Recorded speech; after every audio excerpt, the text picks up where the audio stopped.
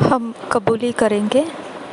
जब हम अंगीकार करते कबूली करते हैं तो हमने अगर इंग्लिश भाषा में करना है हमने इंग्लिश भाषा में करिए। अगर आप हिंदी में करना चाहते हैं हिंदी में कीजिए। अगर आप आपके अपनी भाषा में समझ के साथ कबूली करना चाहते हैं वैसे कीजिए, लेकिन मुँह से बोलकर हमें कबूल करना बेहद ज़रूरी है। इन fellowship I receive God's word that puts me over in life, and my faith is built strong, causing me to ride upon the high places of the earth, walking in abundance wisdom of the Spirit, and keeping me perpetually above all evil and terror. In Jesus' name, Amen. सहभागिता के अंदर मैं परमेश्वर के वचन को स्वीकारता हूँ, जो मुझे जीवन में ऊंचे पर रखता है और मेरे विश्वास को मजबूत तैयार करता है। वही कारण बनता है कि मैं ऊंची जगहों में पृथ्वी के ऊपर चढ़ता जाता हूँ, बहुतायत में चलता हूँ और पवित्र आत्मा के बुद्धि में, और लगातार वह मुझे सारे दुष्टता से ऊपर रखता है और सारे डरावनी बातों से भी। यीशु के नाम में आमीन। आज मनन करने के लिए जो वचन दिया है वो है Sam's 133 1-3 verse, John 16 chapter 13-14 verse, Hebrews 10 chapter 25 verse। भजन संहिता 133 अध्याय उसका 1 से 3 वचन तक, यूहन्ना बपतिस्मा 16 अध्याय उसका 13 और 14 वचन, इब्रानी की पत्री 10 अध्याय 25 वचन। इंग्लिश में हम किंग्स जेम्स वर्शन में से पढ़ेंगे, हिंदी में हम DSI बाइबल में से पढ़ेंगे। सैम्स 133 और उसका 1-3 वर्स पढ़ेंगे।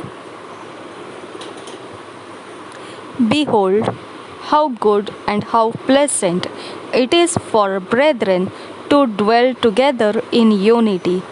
It is like the precious ointment upon the head that ran down upon the beard, even Aaron's beard, that went down to the skirts of his garments, as the dew of Hermon, and as the dew that descended upon the mountains of Zion. For there the Lord commanded the blessing, even life forevermore. भजन संहिता 133 अध्याय का 1, 2 और 3 वचन।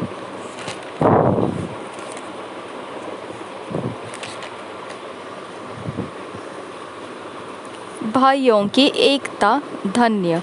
पहले वचन से देखो, यह क्या ही भली और मनोहर बात है कि भाई लोग आपस में मिले रहे।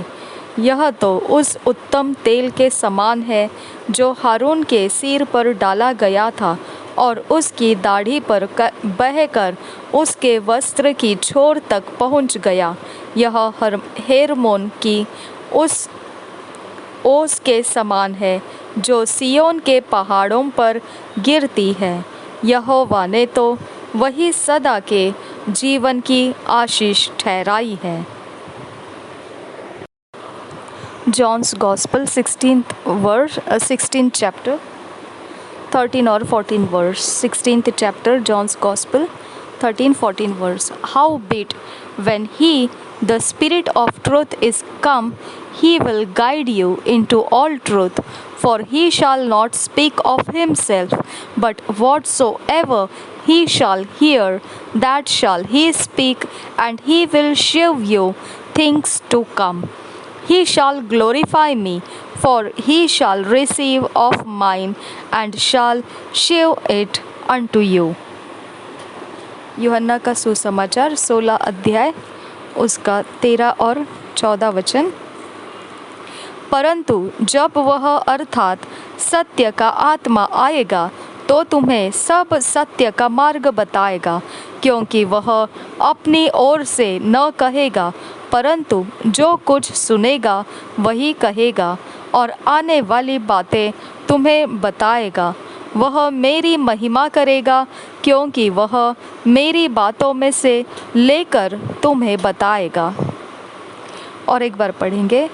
परंतु जब वह अर्थात सत्य का आत्मा आएगा तो तुम्हें सब सत्य का मार्ग बताएगा, क्योंकि वह अपनी ओर से न कहेगा, परंतु जो कुछ सुनेगा वही कहेगा, और आने वाली बातें तुम्हें बताएगा। वह मेरी महिमा करेगा, क्योंकि वह मेरी बातों में से लेकर तुम्हें बताएगा। Hebrew 10th chapter 25 verse.